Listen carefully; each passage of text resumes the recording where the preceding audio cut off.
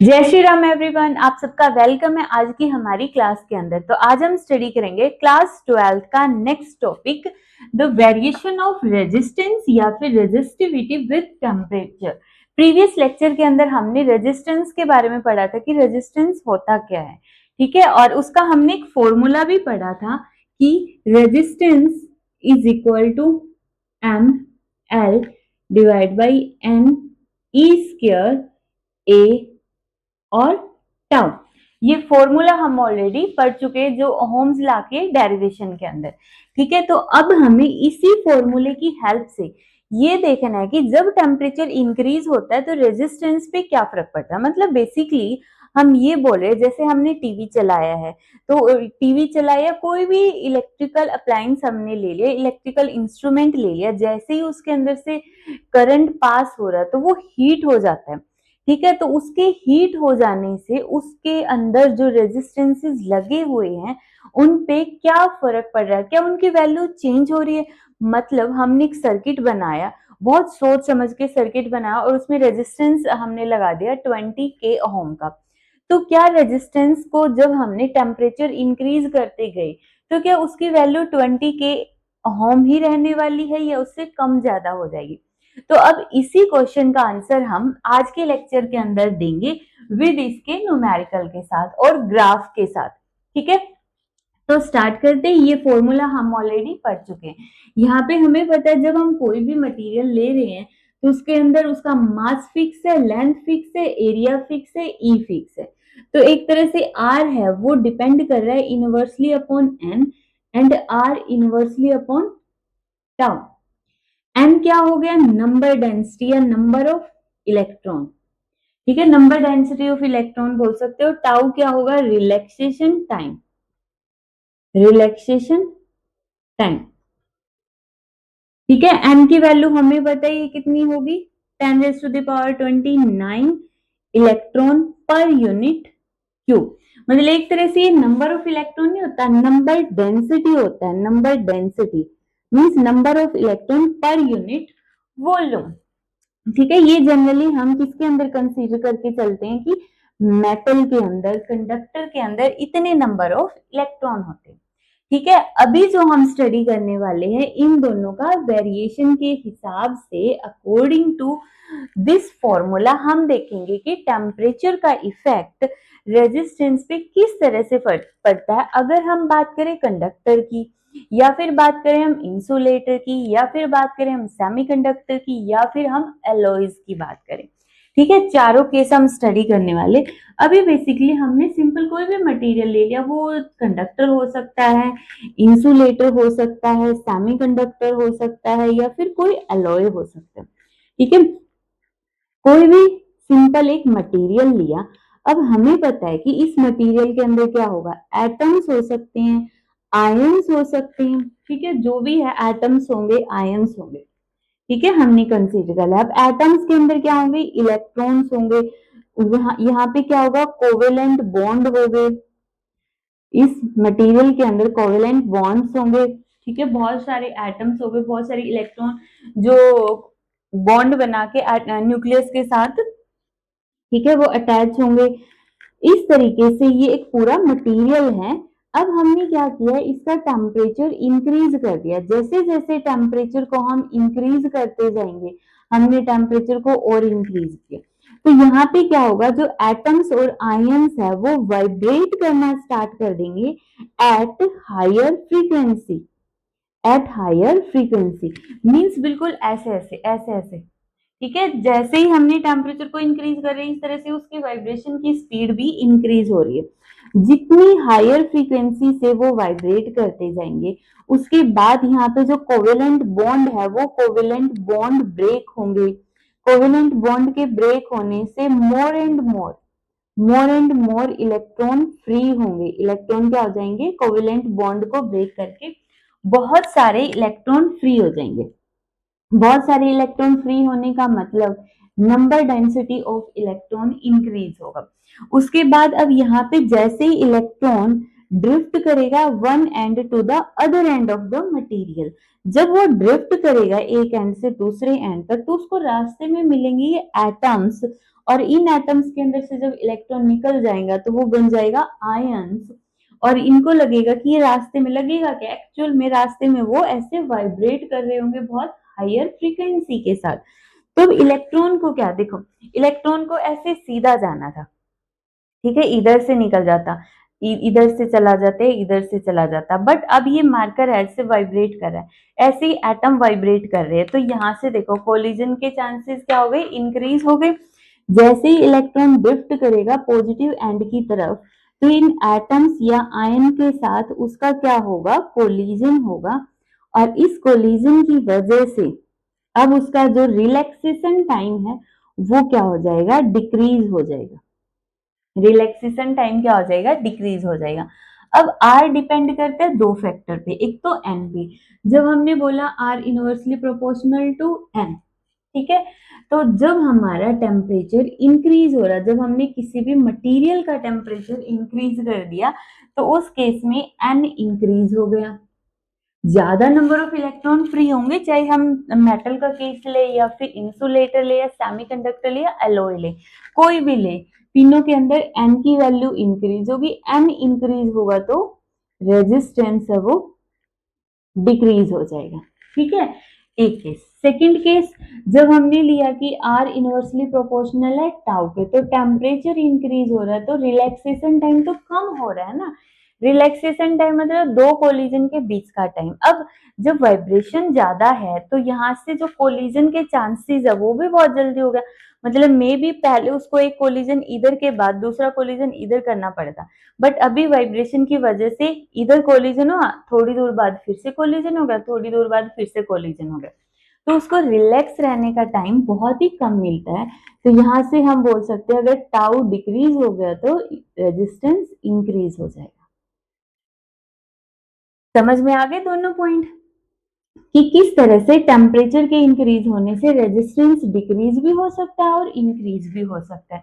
फिर हम कैसे बोलेंगे कि रेजिस्टेंस इंक्रीज हुआ या फिर डिक्रीज हुआ, तो वो डिपेंड करेगा कि ये जो मटेरियल है इसका कौन सा नेचर है, क्या हमने इसको कंडक्टर कंसीडर किया है, या फिर हमने इसको इंसुलेटर कंसीडर किया है, या फिर हमने इसको सेमीकंडक्टर कंसीडर किया है, या फिर हमने इसको एलॉयज लिया है, ठीक है। तो स्टार्ट करते हैं इनको वन बाय वन कि किस तरह से इनके जो रेजिस्टेंस है वो वेरी करते हैं। अब जो रेजिस्टेंस का वेरिएशन हम टेम्परेचर के साथ देखेंगे, metal, insulator, semiconductor, alloys, super conductor के बारे में पढ़ेंगे, उससे पहले हम इसका मैथमेटिकल वेरिएशन देखते हैं कि जो रेजिस्टेंस होता है वो किन किन फैक्टर्स पे डिपेंड करेगा, टेम्परेचर के साथ किस तरह से डिपेंड करेगा, तो उसको स्टडी करते हैं। तो देखो इसमें तुम मान सकते हो कि change in resistance directly proportional होता है ओरिजिनल रेजिस्टेंस के। इसको हम थोड़ा ऐसे लिख सकते हैं, चेंज को ऐसे लिख लो, डेल्टा की बजाय डी लिख लो, डेरिवेशन के फॉर्म में डी आर, ठीक है। तो जो चेंज इन रेजिस्टेंस होगा ऐसे भी लिख सकते हो, कोई प्रॉब्लम नहीं। तो change in resistance directly proportional होगा इनिशियल रेजिस्टेंस के। जब जो उसकी इनिशियल वैल्यू होगी उसी के अंदर, तो हम जब टेम्परेचर को इंक्रीज या डिक्रीज हुआ तो वो इनिशियल वैल्यू के अंदर ही तो ऐड करेंगे, तो मतलब ये डिपेंड करेगी। दूसरा ये डिपेंड करती है चेंज इन टेम्परेचर पे कि हमने टेम्परेचर को कितना इंक्रीज या कितना डिक्रीज किया है, ठीक है। दोनों फैक्टर को ज्वाइन कर दो, directly proportional to R naught D T.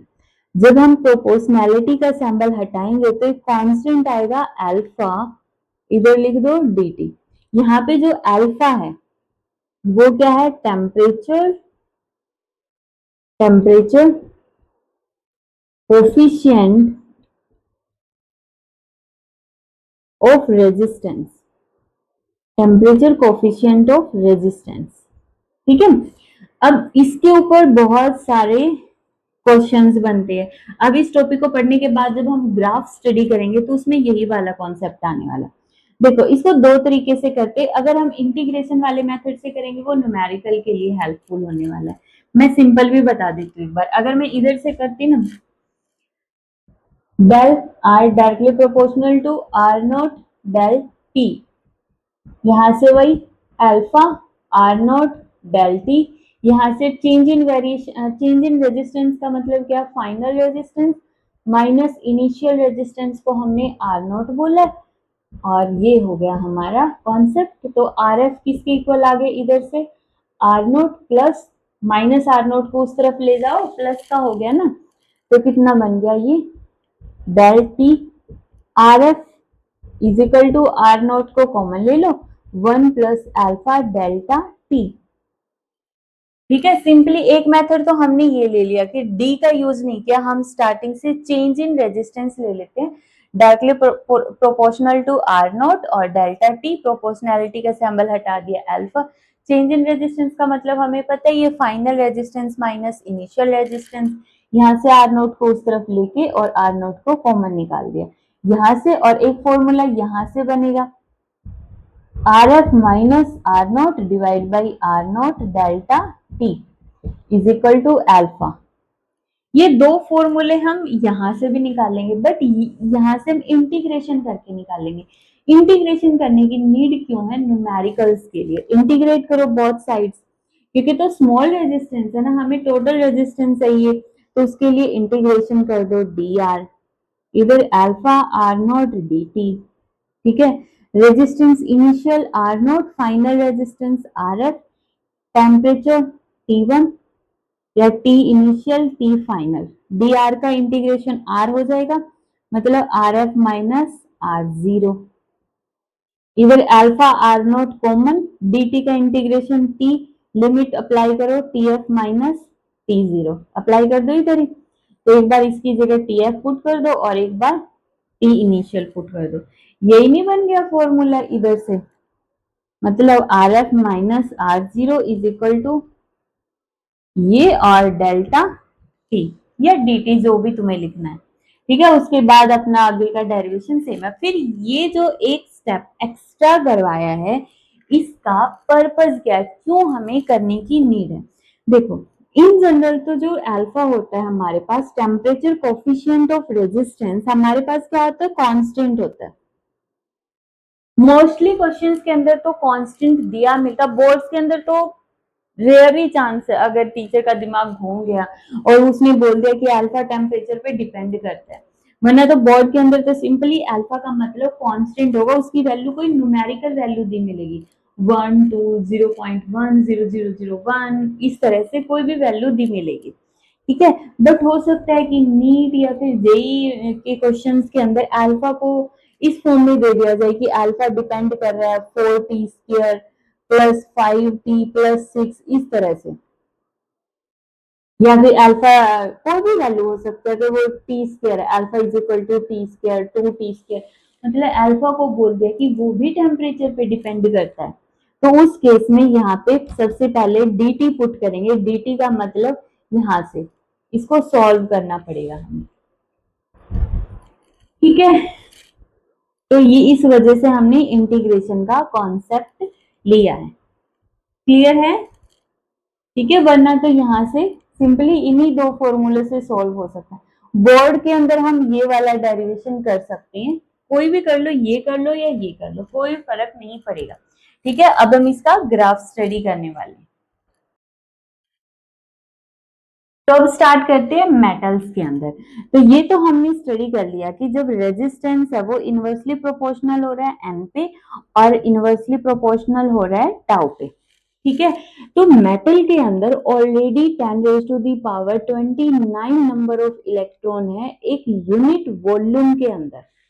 ठीक है, तो उसके बाद अब इसके पास, मेटल के पास पहले से ही एक्सेस में इलेक्ट्रॉन है, तो उसके बाद अगर थोड़े से इलेक्ट्रॉन और बढ़ गए, क्या उस पर कोई फर्क पड़ने वाला है।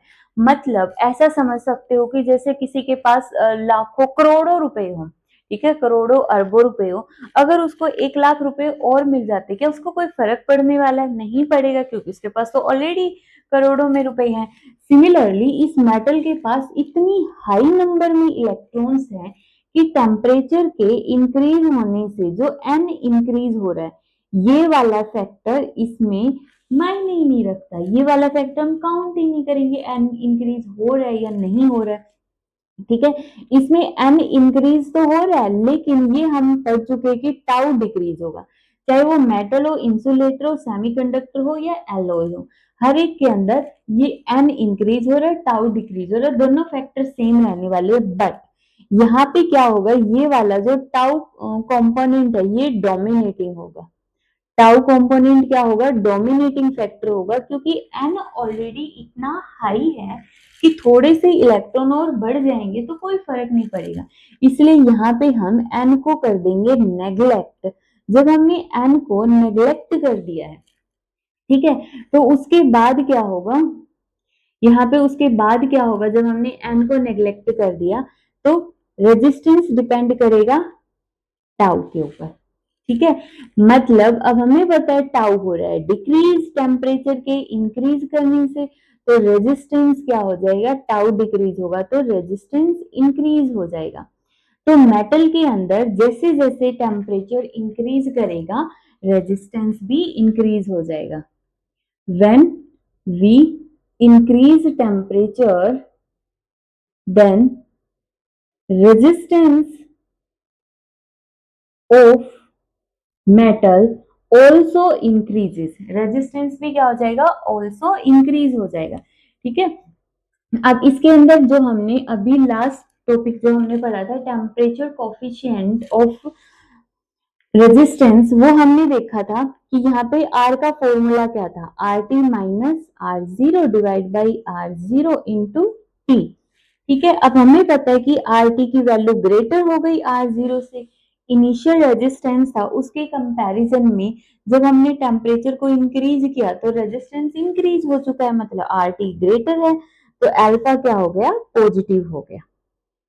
ठीक है, अल्फा पॉजिटिव होने का मतलब ये जो ग्राफ हम लेने वाले कुछ इस तरह का ग्राफ आएगा फॉर मेटल्स, फॉर मेटल्स। ठीक है, अगर हम बात करें जैसे हमने एक एग्जांपल ले लिया कॉपर, कॉपर के लिए अल्फा होता है 0.004 डिग्री पर सेल्सियस, मतलब टेम्परेचर को अगर मैं 1 डिग्री सेल्सियस इंक्रीज करूंगी तो अल्फा की वैल्यू कॉपर के अंदर इतनी इंक्रीज होती है, याद रखने की जरूरत नहीं है, बस वैसे समझने के लिए। ठीक है, तो इसमें अल्फा पॉजिटिव होता है और वैल्यू स्मॉल होती है। ठीक है, वैल्यू स्मॉल सभी में होगी, इनके अंदर जो इंसुलेटर और सेमीकंडक्टर होंगे इनके अंदर और भी ज्यादा स्मॉल होने वाली है। क्लियर? ठीक है, अब इंसुलेटर के अंदर क्या है, इंसुलेटर के अंदर अब इंसुलेटर क्या है कि इसके पास तो ऑलरेडी एन की ही कमी है, इंसुलेटर में तो फ्री इलेक्ट्रॉन होते ही नहीं है, तो उसके लिए क्या होगा, यहाँ पे एन डोमिनेटिंग फैक्टर होगा। ठीक है, एन डोमिनेटिंग फैक्टर होगा और टाउ को हम कर देंगे नेग्लेक्ट, टाउ को नेग्लेक्ट कर दो। अब रेजिस्टेंस डिपेंड कर गया, हमें पता है एन पे, टेम्परेचर के इंक्रीज होने से एन इंक्रीज हो रहा है तो रेजिस्टेंस क्या हो जाएगा, डिक्रीज हो जाएगा। तो इंसुलेटर के अंदर रेजिस्टेंस कुछ इस तरह का होता है। ठीक है, जैसे जैसे इंसुलेटर जैसे जैसे टेम्परेचर इंक्रीज होगा इंसुलेटर के अंदर तो इसका रेजिस्टेंस है वो डिक्रीज होता जाएगा। क्लियर है? जैसे जैसे टेम्परेचर इंक्रीज होगा रेजिस्टेंस क्या हो जाएगा, डिक्रीज। तो मतलब यहाँ पे आर टी की वैल्यू लेस देन होगी आर नोट से, तो हम बोल सकते हैं अल्फा क्या होगा, नेगेटिव होगा, वैल्यू स्मॉल होगी और नेगेटिव होगा। क्लियर है? अभी इसके साथ ही एक में वो रह गया सेमीकंडक्टर। सेमी कंडक्टर, सेमीकंडक्टर के अंदर भी सेम है, बिल्कुल सेम एक्सप्लेनेशन है ऊपर वाली जो ऊपर हमने पढ़ी है, इसमें भी एन डोमिनेटिंग होगा, टाउ की वैल्यू क्या हो जाएगी, नेग्लेक्ट हो जाएगी, इसी तरह अल्फा क्या हो जाएगा, सेम रीजन की वजह से नेगेटिव आ जाएगा और अल्फा की वैल्यू इसमें भी क्या होगी, स्मॉल होगी। ठीक है, सेमीकंडक्टर का हो गया। अब सेमीकंडक्टर का जो ग्राफ आता है वो हमारे पास क्या हो गया, सेम होगा इसके अंदर भी, जो इंसुलेटर का ग्राफ है वही इसका क्या होगा, सेमीकंडक्टर का ग्राफ होगा। अब रह गया एलॉयज का, एलॉयज, एलॉयज कौन कौन से हो गए, जैसे कि हमने ले लिया कॉन्स्टेंटन, मैंगानीन, यूरेका। ठीक है, अब इन एलॉयज की जो अल्फा होता है, टेम्परेचर कोफिशिएंट की वैल्यू होती है वो 0.00001 होती है, जिसको हम अप्रोक्स 0 भी बोल सकते हैं। अगर एग्जाम में आता है एलॉयज के लिए अल्फा की वैल्यू 0 होती है तो ठीक है 0 होती है, अगर ऑप्शन कुछ भी नहीं देगा तो हम 0 बोल सकते हैं, वरना तो इसकी वैल्यू इतनी होती है, मतलब बहुत स्मॉल होती है। जब हम टेम्परेचर के अंदर 1 डिग्री इंक्रीज करते हैं तो अल्फा की वैल्यू सिर्फ इतना सा माइनर सा वेरिएशन शो करती है। ठीक है, ये एलॉयज के लिए है और इसका ग्राफ कुछ ऐसा आ जाएगा, मतलब कांस्टेंट ही है लगभग लगभग, लेकिन धीरे धीरे थोड़ा सा इंक्रीज होगा, जैसे जैसे टेम्परेचर बढ़ रहा है ना तो हल्का हल्का बढ़ रहा है, हल्का हल्का हल्का हल्का, बहुत ज्यादा वेरिएशन नहीं बोल सकते। कांस्टेंट है ना, देखो हल्का हल्का ऊपर जा रहा है, बिल्कुल हल्का हल्का ऊपर इंक्रीज हुआ, बिल्कुल थोड़ा थोड़ा थोड़ा थोड़ा। ठीक है, ये किसके लिए है? एलॉयज के लिए है। ये हमारा इंसुलेटर और सेमीकंडक्टर दोनों का ग्राफ आ गया। क्लियर हो गए? तीनों के तीनों अलग अलग भी बना सकते हो, एक में भी बना सकते हो। यहां से क्वेश्चन आता है कि हम एलॉयज का यूज स्टैंडर्ड कॉइल रेजिस्टेंस बनाने के लिए क्यों करते हैं? तो देखो, एक तो रीजन यही होता है कि जो इसका अल्फा होता है वो बहुत ही ज्यादा स्मॉल होता है। अल्फा क्या होगा? बहुत ज्यादा स्मॉल होगा। अब अल्फा स्मॉल होने का मतलब क्या है? टेम्परेचर इंक्रीज करते जाओ, इंक्रीज करते जाओ, बहुत इंक्रीज कर दो, उसके बाद भी जो वेरिएशन इन रेजिस्टेंस है, variation in resistance is very very small, is very very small. हम क्या चाहते हैं? जब हम लैब में एक्सपेरिमेंट कर रहे हैं, हमने कोई सर्किट बनाया है, वहां पे हमें रेजिस्टेंस की वैल्यू चाहिए 20 ओम। ठीक है, हम क्या चाहेंगे कि हमारा सर्किट के अंदर हम 1 घंटे से 2 घंटे से एक्सपेरिमेंट कर रहे हैं, उसकी वैल्यू 20 ओम रहे या फिर 15 ओम या फिर 25 ओम बन जाए। जब हम पूरी कैलकुलेशन कर रहे हैं तो हम यही चाहेंगे ना कि उसकी वैल्यू 20 ही रहे। तो इसी वजह से हम यहाँ पे एलॉयज का यूज करते हैं।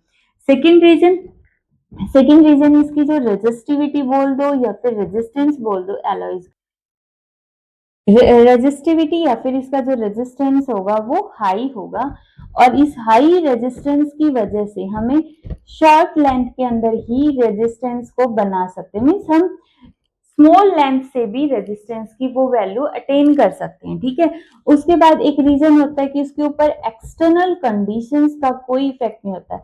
एक्सटर्नल कंडीशंस जैसे कि एयर, मॉइस्चर, या फिर वो जो एक्सटर्नल कंडीशंस हमने ले ली है टेम्परेचर के अलावा, क्योंकि टेम्परेचर का हल्का फुल्का इफेक्ट हो रहा है, बट फिर भी हम एक्सटर्नल कंडीशन में मॉइस्चर और प्रेशर, टेम्परेचर, ये सारी कंडीशन हम इंक्लूड कर रहे हैं। तो एक्सटर्नल कंडीशंस का इसके ऊपर कोई इफेक्ट नहीं होता है। तो एक तरह से हमारा जो रेजिस्टेंस बनेगा वो लॉन्ग लास्टिंग होगा। ठीक है, वो लंबे टाइम तक हम सर्किट के अंदर यूज कर सकते बिना उसकी वैल्यू के अंदर वेरिएशन लेके आए। ठीक है, हो गया मेटल, इंसुलेटर, सेमीकंडक्टर और एलॉयज और ये वाला पार्ट। ठीक है, नेक्स्ट देखो सुपर कंडक्टर। अब कंडक्टर तक ठीक था, 4 पॉइंट हमने पढ़ लिए, कंडक्टर, इंसुलेटर, सेमीकंडक्टर और एलॉयज। अब एक और है सुपर कंडक्टर, या फिर इसके अंदर आता है मिजनर इफेक्ट। मिजनर इफेक्ट, थोड़ा सा इंट्रो ले सकते हो इसका। मिजनर इफेक्ट के अंदर यहाँ पे हम क्या करेंगे, एक कंडक्टर को हम कूल करते जा रहे हैं, मतलब इसका ग्राफ देखो, ये हो गया रेजिस्टेंस या फिर रेजिस्टिविटी, इधर टेम्परेचर है। इसका रेजिस्टेंस कुछ ऐसा था स्टार्टिंग में, टेम्परेचर को कम करते जाओ, कम करते जाओ, कम करते जाओ, जैसे जैसे टेम्परेचर क्या हो रहा है? डिक्रीज हो रहा है, मतलब टेम्परेचर इंक्रीज करोगे तो रेजिस्टेंस इंक्रीज हो रहा है, टेम्परेचर डिक्रीज करोगे तो रेजिस्टेंस डिक्रीज हो रहा है। तो ऐसा करते करते जब हम कंडक्टर को एक पर्टिकुलर टेम्परेचर, ये इसका वो पॉइंट लगा लो कि क्रिटिकल टेम्परेचर आ गया। ठीक है, जब इस टेम्परेचर से डाउन, जब हमने टेम्परेचर को डिक्रीज कर दिया और इसकी वैल्यू हो गई क्रिटिकल टेम्परेचर से भी कम, इधर तक ले आई, तो क्या होता है? कंडक्टर का जो रेजिस्टेंस है वो 0 हो जाता है। मतलब when the temperature of a conductor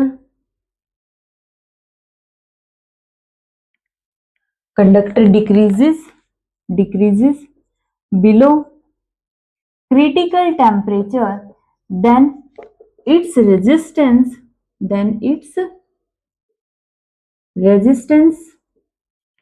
becomes zero. then its resistance becomes zero. तो इसका जो रेजिस्टेंस है वो जीरो हो जाएगा। रेजिस्टेंस ऐसे डिक्रीज होता आ रहा है और जैसे ही क्रिटिकल टेम्परेचर पे या उससे हल्का सा भी कम टेम्परेचर होता है तो इसका रेजिस्टेंस देखो, इस टेम्परेचर के ऊपर रेजिस्टेंस कितना है, जीरो है। तो रेजिस्टेंस क्या हो जाता है, जीरो हो जाता है और उस टाइम पे ये रेजिस्टेंस बन जाता है सुपर कंडक्टर। और इस इफेक्ट को, कि जब एक कंडक्टर सुपर कंडक्टर बन जाता है, ठीक है, तो इस इफेक्ट को बोलते हैं मीजनर इफेक्ट। और इस सिचुएशन के अंदर अगर उस कंडक्टर के अंदर से हम मैग्नेटिक फील्ड पास करवाएं तो वो सारी की सारी मैग्नेटिक फील्ड को एक्सपेल कर देगा। ठीक है, तो सुपर कंडक्टर क्या करता है, expel the whole magnetic field. Whole magnetic field अपने अंदर से मैग्नेटिक फील्ड को पास नहीं होने देगा। ऊपर से इसका यूज क्या होता है कि इसकी मतलब क्या कोई बेनिफिट भी है सुपर कंडक्टर का, तो बिल्कुल है। जनरली जब हम सिंपल कंडक्टर लेते हैं उसके अंदर से अगर लंबे टाइम तक करंट पास हो रहा है तो वो गर्म हो जाता है।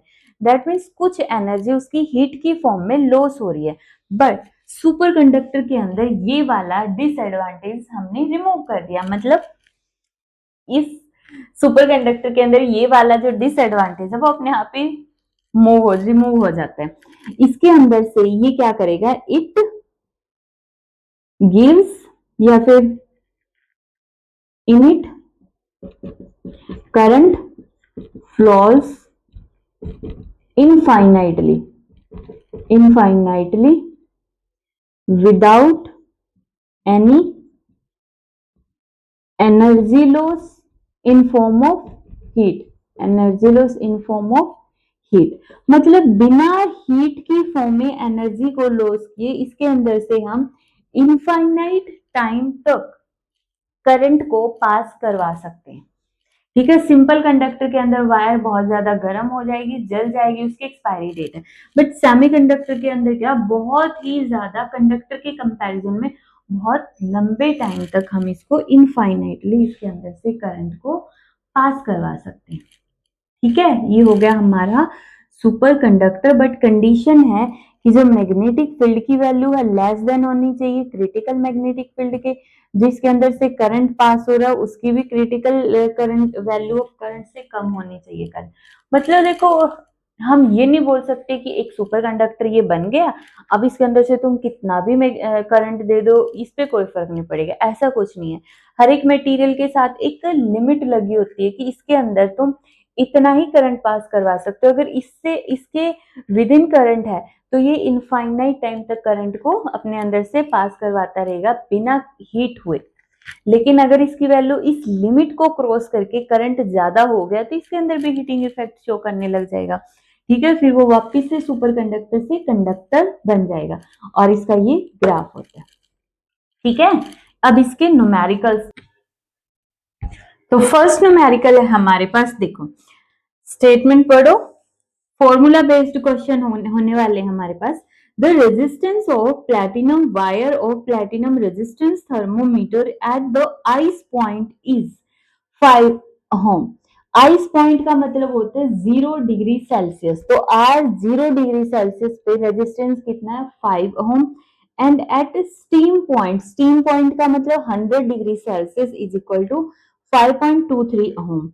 When the thermometer is inserted in a hot bath, the resistance of platinum wire is, हमें नहीं पता कि वो जो hot bath है उसका टेम्परेचर कितना, उसके अंदर हमने थर्मोमीटर रख दिया तो उसकी रेजिस्टेंस की इतनी वैल्यू आ गई। अब बताओ कि जो हॉट बाथ का उसका टेम्परेचर कितना था।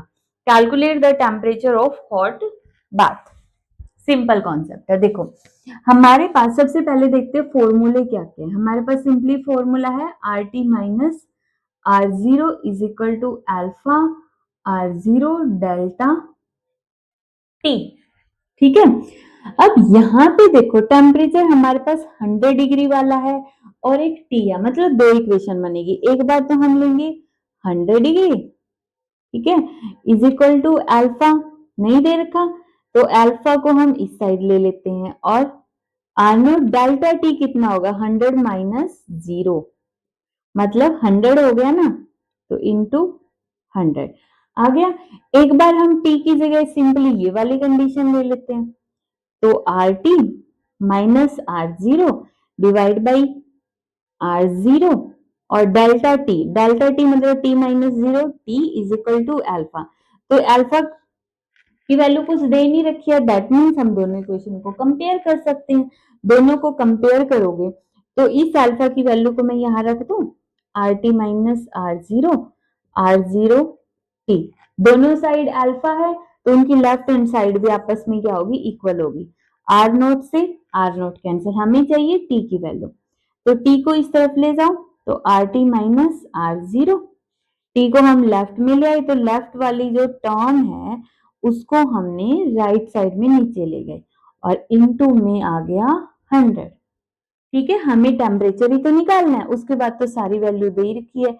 5.795 minus R zero 5, R 100 5.23 minus R zero 5 into 100, इधर से कितना बना फिर 0.795 डिवाइड बाई 0.23 इंटू 100। ठीक है, सिंपली इसको सॉल्व कर लेना, इसका आंसर आ जाएगा 345.65 डिग्री सेल्सियस। सॉल्व करके देख लेना, यही आंसर आता मिलेगा। ठीक है, कर लोगे ये क्वेश्चन। नेक्स्ट क्वेश्चन,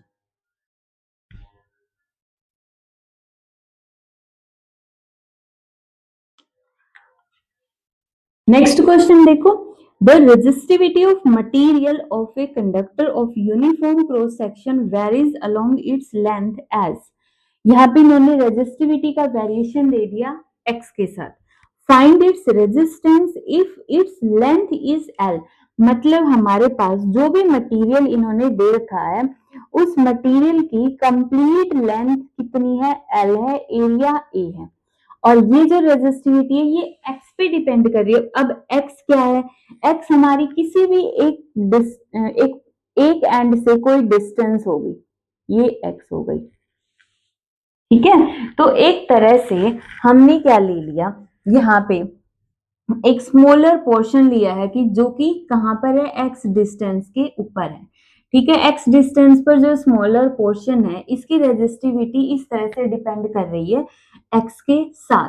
तो हम ये बोल सकते हैं कि इसका जो स्मॉल सा थोड़ा सा रेजिस्टेंस होगा, एक बार ध्यान से समझना, इसको हम कैसे लिखेंगे, rho D L, D L मतलब कि डी एक्स, क्योंकि एक्स पे डिपेंड कर रहा है ना, और divide by A. D x हमने क्यों लिया है, क्योंकि डी एक्स का मतलब क्या है कि ये वाली, ये इतनी छोटी सी लेंथ हमने ले ली है, जो स्मॉल पार्ट हमने कट किया ना इसके अंदर से, ये डी एक्स है। और ये जो स्मॉल पीस हमने लिया है जिसकी ब्रेथ यहाँ पे कितनी है या जिसकी लेंथ यहाँ पे कितनी है, डी एक्स है, उसका रेजिस्टेंस हमने बोला है कि उसका रेजिस्टेंस डी आर है। ठीक है, अब जैसे जैसे x की वैल्यू चेंज होगी, जैसे जैसे ये dx की वैल्यू x होगी, x से ज्यादा होगी, l होगी, तो रेजिस्टेंस भी चेंज हो जाएगा। तो यहाँ पे हम क्या करेंगे, इंटीग्रेशन कर दो, इसीलिए तो हमने सीखा था इंटीग्रेशन को। ठीक है, तो डी आर, सबसे पहले तो रो की वैल्यू पुट करो इधर, rho naught 1 plus alpha X D X, और a जो भी कांस्टेंट है उसको बाहर ले लो, ए ये बाहर। अब यहाँ पे अंदर बच गया 1 plus alpha X D x. ठीक है, इसको मैं ऐसे लिख सकती हूँ, D x plus alpha X D x. कोई प्रॉब्लम है, एक्स की वैल्यू कितनी हो सकती है, एक्स की वैल्यू तो 0 से लेकर एल तक कितनी भी हो सकती है, क्योंकि अगर बिल्कुल हम ये वाला एरिया कंसीडर करेंगे तो लेंथ 0 ही हो गई, लेंथ की वैल्यू तो नेग्लिजिबल हो गई ना, बिल्कुल स्टार्टिंग पॉइंट है। या यहां तक कंसीडर करेंगे तो एक्स की वैल्यू एक्सटेंड कर गई लेंथ तक, तो हमने ये मान लिया है। अब इधर से इंटीग्रेशन करो, इसका करोगे dx का, तो x प्लस इसका alpha x square by 2, limit put कर दो 0 टू एल। यहाँ पे इसका इंटीग्रेशन कितना होगा, हम रेजिस्टेंस बोल देते initial resistance to final resistance, तो कितना आ जाएगा R F minus R I is equal to rho naught by A, limit apply करो एल प्लस इधर alpha L square divide by 2, और फिर माइनस में जब जीरो अप्लाई करोगे लोअर लिमिट तो पूरी टर्म क्या बन जाएगी, जीरो, इसलिए हम ले ही नहीं रहे। तो यहाँ पे जो रेजिस्टेंस बन गया वो इस तरह से हमारा ये क्वेश्चन आ गया। आंसर इन्होंने क्या दे रखा है, रो नॉट बाई ए एल, बिल्कुल सही है। ये हमारा आंसर हो गया कि जो टोटल रेजिस्टेंस है ये हमारा, इसको तुम नेट बोल सकते हो, आर नेट रेजिस्टेंस आ गया इस तरीके से, L plus half alpha L square. कर लोगे। अब समझ आया कि इसमें इंटीग्रेशन का पर्पज क्या है, क्यों हमें इंटीग्रेशन वाला पार्ट सीखने की नीड थी, वरना तो हम डायरेक्ट भी कर सकते थे। तो इंटीग्रेशन का यूज कुछ इस तरह से होने वाला है। और आज का लास्ट क्वेश्चन जो बहुत इंटरेस्टिंग क्वेश्चन है,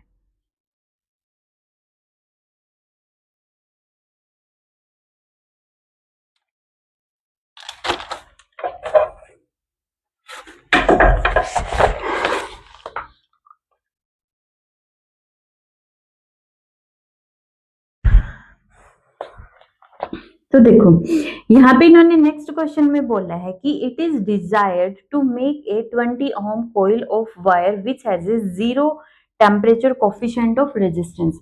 मतलब हमें क्या करना है, एक वायर बनानी है जिसका टोटल रेजिस्टेंस कितना हो, 20 ओम हो, और उसकी अल्फा कितनी हो, 0 हो। और ऐसा करने के लिए हमें क्या यूज करने, दो रेजिस्टेंस यूज करनी है, एक हमने कार्बन का रेजिस्टेंस यूज करना है और एक हमने आयरन का रेजिस्टेंस को यूज करना है।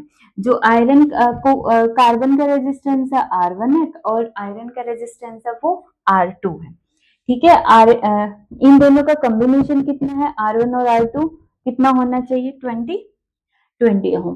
कोई फर्क नहीं पड़ता R1 कितना है R2 कितना, लेकिन उन दोनों को अगर हम सिंपली ऐड करेंगे 20 आना चाहिए, और यही हमें चाहिए।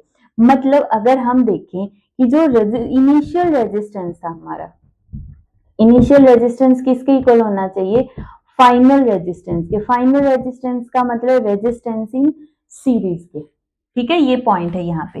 तो देखो इसमें हम करेंगे, अब सिंपली बोल सकते हो कि ये तो आ गया 20, बट इनका तो अल्फा है, यहाँ पे अल्फा सी और अल्फा आयरन दे रखा है, तो उसके साथ हमें सॉल्व करना है। तो सिंपली देखो यहां से स्टार्ट करते हैं हम, आर फाइनल, ठीक है, R final is equal to R initial. R final का मतलब क्या हो गया, यहाँ पे सिंपल रेजिस्टेंस का फॉर्मूला क्या है, R1 1 plus alpha delta T. ये हमने, आर फाइनल का मतलब क्या है, यहाँ पे सीरीज में, एक तरह से आर फाइनल को मैं बोल रही हूँ आर सीरीज, और आर सीरीज का मतलब final resistance copper plus final resistance iron. ठीक है, अब सिंपली रेजिस्टेंस का फॉर्मूला होता है हमारे पास R naught 1 plus alpha delta T. ठीक है, अब आर नोट को इन्होंने आर नोट नहीं बोला, इन्होंने बोलना है कार्बन का जो इनिशियल रेजिस्टेंस है वो R1 है। सिमिलरली ये तो किसका हो गया, कार्बन का। सिमिलरली आयरन का कितना है, R2 1 plus alpha delta T, और अल्फा भी अलग अलग है, ये हमारा कार्बन का हो गया। और सेम इसी तरह हमने आयरन का यूज करके डेल्टा टी निकाल दिया।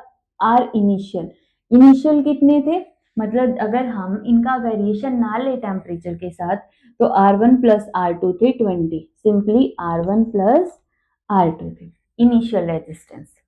ठीक है, ये कंडीशन इन्होंने दे रखी है। अब इधर से देखो R1 plus R1 alpha C delta T plus R2 plus R2 alpha F E delta T is equal to R1 plus R2। R1 और R2 को अलग लिख लो, R1 प्लस R2 प्लस यहां से देखो R1 alpha C plus R2 alpha F E, यहां से delta T common आ गया, is equal to R1 plus R2। ठीक है, R1 प्लस R2 इस तरफ भी है, इस तरफ भी, दोनों कैंसल हो गए। यहां से सिंपली क्या बन गया, R1 alpha C, R2 alpha FE, delta T is equal to 0। Delta T को उस साइड ले जाओ, कितना हो जाएगा 0।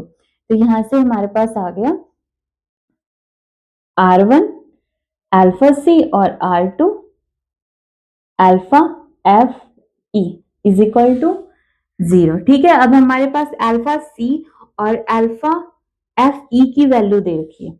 अल्फा C की वैल्यू कितनी है, देखो -0.5 इंटू 10⁻³ और R2 as it is. Iron की कितनी दे रखी है, 5 इंटू 10⁻³ इज इक्वल टू 0। जब हम ये नेगेटिव वाली टर्म उस तरफ लेके जाएंगे तो यहाँ पे क्या आ जाएगा, पॉजिटिव का सैंपल।